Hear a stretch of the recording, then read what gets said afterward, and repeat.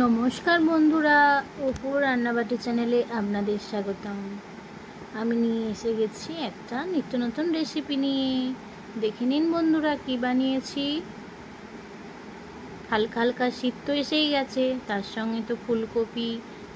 এখন ফুলকপির রেসিপি ছাড়া কিছুই মনে পড়বে না, তাই চুনো মাছ পেয়েছিলাম, তার সঙ্গে ফুলকপি বেগুন আলু দিয়ে একটা রসা রসা তরকারি বানিয়েছি।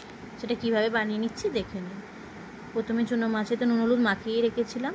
এবার কড়াইতে সর্ষের তেল দিয়ে দিয়েছি, গরম হয়ে গেছে, ভালোভাবে গরম করে নিতে হবে। দিয়ে চুনো মাছগুলো দিয়ে ভেজে নিচ্ছি। একটু বেশি পরিমাণে তেল দিতে হবে, মাছগুলো যাতে একটু কড়কড়ে টাইপের ভাজা হয়, তার জন্য। দিয়ে দেখুন সম্পূর্ণ ভালো করে লাল লাল করে ভেজে নিয়েছি। এবার তুলে রাখবো। এবার ওই তেলেতেই ফুলকপিগুলো ভালো করে ধুয়ে পরিষ্কার করে ভেজে নেব। তেলটা একটু বেশি পরিমাণে দিতে হবে বন্ধুরা, না হলে ফুলকপিটা কাঁচা গন্ধ থাকবে, ভালোভাবে ভাজা হবে না। দেখুন ভালো করে ভেজে নিচ্ছি। একদম শীত মানেই ফুলকপি, ফুলকপির অনেক রেসিপি বানানো হবে, তার মধ্যে এটা একটা। দেখুন লাল লাল করে আমি ভেজে তুলে রাখলাম। এবার আলুগুলো লাল লাল করে ভেজে তুলে রাখবো। দেখুন ওই তেলেতেই আলুগুলো ছেড়ে দিলাম। এক দুবার নাড়াচাড়া করে অল্প একটু বেগুন দিয়েছিলাম, সেই বেগুনটা দিয়ে দেব। দিয়ে একসঙ্গে ভেজে নেব। দেখুন এবার লাল লাল করে ভাজা হয়ে গেছে। এবার তেল ঝরিয়ে তুলে নেব। দেখুন সমস্তটা আলুটা তুলে নেব, নিয়ে তেলটা একটু কমিয়ে দেব। এবার দিয়ে তার মধ্যে জিরে ফোড়ন দিয়েছি, জিরে ভাজা ভাজা হয়ে গেছে। অল্প একটু পেঁয়াজ কুচিও দিয়ে দিয়েছি, ওই আধখানা মতো পেঁয়াজ বড় সাইজের। দিয়ে কুচিটা ভাজা ভাজা হয়ে গেছে। এবার দিয়ে দিচ্ছি দেড়খানা টমেটোটা চারফালি করে নিয়ে দিয়েছি। দিয়ে ভালো করে একটু লবণ ছড়িয়ে দিয়েছি যাতে তাড়াতাড়ি নরম হয়ে যায়। দিয়ে ভালো করে কষিয়ে নেব। এবার ওই যে মশলাটা বানিয়েছিলাম, সেই মশলাটার সঙ্গে জিরে ধনে হলুদ গুঁড়ো লঙ্কার গুঁড়ো একসঙ্গে দিয়ে রেখেছিলাম রেডি করে, সেই সমস্ত মশলাটা দিয়ে দিলাম। দিয়ে ভালো করে কষিয়ে নেব যতক্ষণ না টমেটোটা গলে আসে। দেখুন ভালো করে কষিয়ে নিতে হবে, একদম মশলা থেকে তেল ছেড়ে দেবে সেই অবস্থাতে।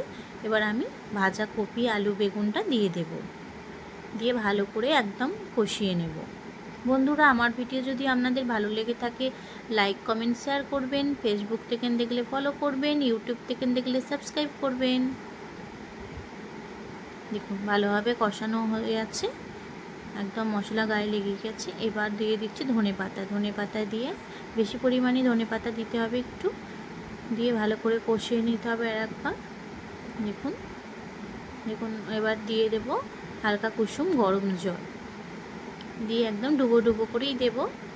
আমি একটু রসা রসা করবো তো, তার জন্য একটু জলটা পরিমাণটা বেশি লাগবে। এবার ঢাকা চাপা দিয়ে দেব।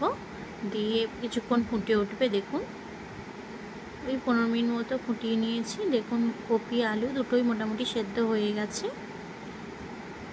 দেখুন একটুখানি জলটা হয়ে গেলে তখন আমি ভাজা মৌরলা মাছ বা চুনো মাছ আমি ওর মধ্যে দিয়ে দিচ্ছি।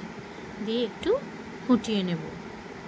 মাছগুলো একটু ফুটে উঠবে, গ্রেভিটাও গাঢ় গাঢ় হবে।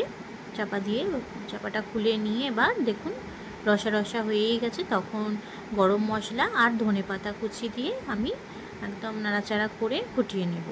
দিয়ে রেডি হয়ে যাবে আমাদের আজকে ফুলকপি আলু বেগুন দিয়ে মৌরলা মাছের বা চুনো মাছের রসা। কেমন হয়েছে অবশ্যই জানাবেন বন্ধুরা। ভালো